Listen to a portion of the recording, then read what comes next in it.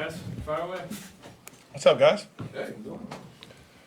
Travis, how do you look back at that stretch last year? You sit out week 18, I guess it was, and played really well in the playoffs. How does that configure, and did you learn something from that? I mean, yeah, you every single year you kind of put everything into perspective at the end, get a full self scout, and try and understand not only what happened on the field but emotions throughout the year, kind of the ups and downs you have as a team. You gotta take all that into account and really dissect it, right, and understand how you can learn from it and how you can be better from it. And I think that last year the ups and downs and the challenges we were presented, I think the team handled it great. And I think the biggest thing on that is just taking that mentality. All the leaders and all the people that have been in this building, taking that mentality and just implementing it into the season this year. What about just for you personally? I mean, just that. As a leader, I take a lot of responsibility to make sure that we're all on the same page in terms of the emotion and the energy and how we're attacking the day every single practice day, even if it is minicamp. You've had busy off seasons throughout your career, but probably not one quite like this last off season. How are you handling it? And are you, does this feel like like a home when you come back here? Oh yeah, Kansas City's been home for me for the past 11 years, and I'm reminded that every single time I come back into the city.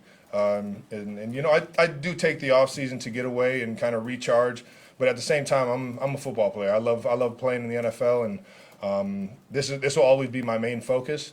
But outside of that, football ends for everybody. So kind of dipping your toes in the water and seeing what you like and in different areas and different career fields, I think the offseason is the best chance you can get to try and explore that and set yourself up for after football. Travis, what's Saying been the most football ends for emotional? everybody. This past year was the first time you kind of acknowledged that retirement was kind of seeping in there. You've reworked the contract and everything. I mean, what kind of led you to make sure that you wanted to come back this year? And what do you feel is how many years you got left? I can't put a time frame on it, man. I love coming to work every single day. Obviously, I know that there's opportunities outside of football for me, and I think you got to keep in perspective that I'm still a little kid when I come into this building, man. I know I'm 34 years old, about to be 35, but I have a love to do this right here in the middle of the heat in June. I love coming to work every single day and doing this. So I'm going to do it till the wheels fall off, and hopefully that doesn't happen anytime soon. But I can definitely understand that it's towards the end of the road than it is the beginning of it. And I just got to make sure I'm set up for after football as well. Travis, how important do you think? How important do you feel the Chiefs made in their off-season moves? Obviously, last year was a little bit stressful on the body, for you. But with them bringing to Hollywood, drafting Xavier, the team looked like offensively be able to stretch the field this year to give you a chance to get underneath more often and not have so much wear and tear on you this season. Wear and tear me, baby. I'm ready for it, man. Put the load on me. I love being accountable for the men and women in this building and Chiefs Kingdom. I love the aspect of everybody counting on me to try and make that play for the team and just do the right things out there on the field and better judgment for the team. And I don't think that anything from last year put more miles on me, made me less of a player. I think it was all in all, it was just focus, being my own worst critic. And capitalizing in situations that I should have. Year 12 for you.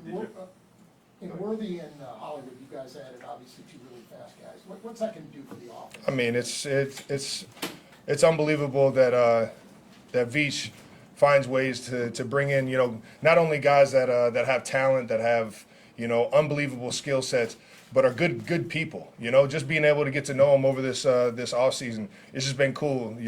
That Hollywood and X are just, they're down-to-earth, humble guys, and they love coming to work and they love football. And when you bring that kind of mentality into a building that has that culture already set, the sky's the limit for those guys, and I'm excited that they're here. Travis, Year 12 for you, how do you keep that consistency so that, your approach to the game doesn't change? I only know one way at this point, man. It's the Andy Reid way, and it's you have a certain focus to each day, set yourself up to get better and better, and seeing where the team is now, you have to find a way to play your best from this point on all the way till, hopefully January and February. And I mean, the road has started, and I'm excited for it. But I only know one way, and that's the Andy Reid way. You played David Njoku's softball game on the weekend. He said you're one of the nicest individuals he's ever met. Where do you get that from? Like, is it something that's taught from Chief mom, dad? Chief Njoku, man, my guy. He's one of a kind, man. And I'm so excited for his upcoming season. He made huge strides last year, and is really becoming one of the premier tight ends in the league. So I'm excited for him, and I'll always try and support our fellow tight ends in this world. So I appreciate him saying those kind words. But I like to say my father would slap me silly if I was any other way. Sometimes you just got to straighten up and do the right things. And I think over the course of my life, I found that being kind and being genuine and being just who I am and true to that, I think that's the right way to live. And sure enough, I really appreciate David for saying something like that. But I'll say my family, my mom and my dad are the reason why I'm just always a friendly guy. We'll go across the room. Go ahead, Emily. This is a little off topic, but there's a YouTube short of you cooking with your significant other, and I just kind of want to know what you like cooking together. That's a good question. I respect that question, but I'm gonna keep that one to myself because I thoroughly enjoy cooking with her. So it's something I would rather just keep personal. Nate?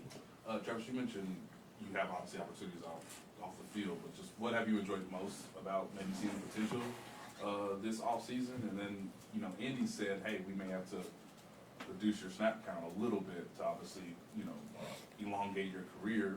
How much of a back and forth is that between you and Andy? I mean, it's my job to make sure that Coach Reid has full confidence in me to whenever he needs me out on that field or whenever I'm out on that field, I get my job done. And that's my job as a player. Coach Reid, he'll tell you he's got 51%. So as much as I want to be out there every single play, I understand that it's for the betterment of the team when I'm not. And I've had to kind of understand that over the past couple of years, and I'm more comfortable with that right now because of the guys that we have in the room, their ability, like Noah, Jay Wiley's doing a great job right now. Obviously, we brought in Irv. We got a lot of great tight ends in the building, and it's just, it's fun seeing them have success as well, and their skill sets are top tier. So we have a lot of success, and we have a lot of trust in the guys in the building for sure. What's been the best opportunity this summer, by the way? Just What's off that? the field. Off the field? Yeah, what's been the best opportunity? Man, that's a great question. I would say, getting a little more comfortable in front of the camera, doing some things in the acting world. I think has been some fun that I've had. So look out for that coming up soon. We'll do last three. We'll go Pete, Neil, and then Todd. Go ahead. Just your thoughts on two players. One in your own room, Jared Wiley, the rookie, and then on the field, Brian Cook, just how far he's come along.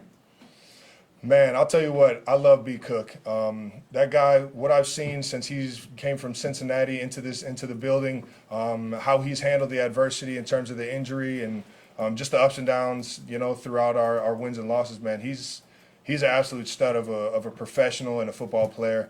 And you can just see him getting better and better every single snap, every single day. And it's because of his mindset and how he approaches really life. And man, I just love that dude. And then the rookie in your own room, Jared Wiley. Jay Wiley, man, I'll tell you what, man, he's got a lot of upside. He's got a lot of upside, very comfortable, smart guy.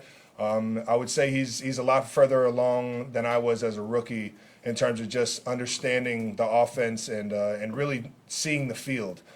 He's trusting what he's seeing right now, and I'll tell you what, 1-5-11, the quarterbacks are on time with it, and it's fun to watch him kind of take off and get more comfortable out there. Neil? The NFL Network has a bunch of experts on, and they all agree it's almost impossible to win 3 in a row. And it's not a knock on you guys, but the odds are against it. What do you say to that?